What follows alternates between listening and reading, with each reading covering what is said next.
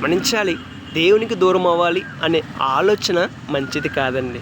అవును, దేవునికి దూరం అవ్వాలి అనే ఆలోచన మంచిది కాదు. రేపటి దినాన గొప్ప నష్టాన్ని మనకు అందిస్తున్నది. ఎందుకంటే దేవునిలా మానవుణ్ణి పోషించగలిగినది, దేవునిలా మానవుణ్ణి రక్షించగలిగినది, దేవునిలా మానవుణ్ణి కాపాడగలిగినది, దేవునిలా మానవునికి సహాయపడగలిగినది, దేవునిలా మానవుణ్ణి ప్రేమించగలిగినది, దేవునిలా మానవుణ్ణి చూడగలిగినది ఈ లోకంలోనైనాను, ఏ లోకంలోనైనాను ఎవ్వరూ లేరు, ఉండరు, ఉండబోరు. అవునండి, దేవుని స్థానాన్ని ఎవ్వరు భర్తీ చేయలేరండి. దేవుడు ఇవ్వగలిగిన రక్షణను ఎవ్వరూ ఇవ్వలేరండి. మరి మానవుడు రకరకాల కారణాలు చూపి దేవునికి దూరం అయిపోతే దేవుని స్థానాన్ని ఎవరు భర్తీ చేస్తారు? ఎవరు భర్తీ చేయగలరు? ఒకసారి ఆలోచన చేద్దాం. కారణాలు ఏమైనా ఉండొచ్చు, కానీ దేవునికి దూరం అవ్వకూడదండి.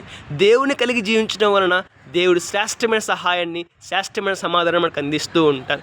చాలామంది వ్యక్తులు వారికున్న వ్యక్తిగత కారణాలను బట్టి, వారికున్న ఆ యొక్క అవసరతలను బట్టి దేవునికి దూరం అయిపోయి లోకమును ప్రేమిస్తూ, లోకం నుండి పాపమును ప్రేమిస్తూ చివరికి నష్టాన్ని పొందుతూ ఉన్నారు. మన జీవితం అలా ఉండకూడదండి. ఎన్ని కష్టాలు వచ్చినా, ఎన్ని బాధలు వచ్చినా దేవునికి దూరం అవ్వకుండా జాగ్రత్త పడదాం.